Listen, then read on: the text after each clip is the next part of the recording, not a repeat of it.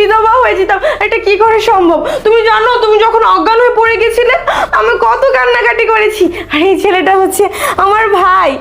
তুমি মরে গেলে তো আমি চুপ কর, এতক্ষণ বহু নাটক করেছিস। একটা কথা কি জানিস, তোর এই নাটকের কাছে বড় বড় অভিনেত্রীরাও ফেল খেয়ে যাবে। একটা কথা তোকে বলি, শোন। আমার একটা বড় ভাই ছিল, নাম হচ্ছে সজীব। তিনি একজন কন্টেন্ট ক্রিয়েটর, তিনি শর্ট ফিল্ম নির্মাণ করতেন। আমি ভাইকে বলতাম, ভাই আপনি তো ভিডিও নির্মাণ করেন, কিন্তু আপনার ভিডিওগুলো দেখি পরকীয়া কেন্দ্রিক, আপনি এই ধরনের ভিডিও কেন করেন?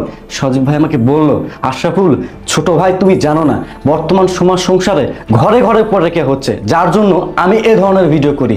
আর আশরাফুল তোমাকে একটা কথা বলি, তুমি শোনো, তুমি যদি সচেতন থাকো তাহলে তোমার সংসারেও কিন্তু এমনটা নাও হতে পারে। তাই এই ভিডিওগুলো থেকে শিক্ষা নিতে হবে।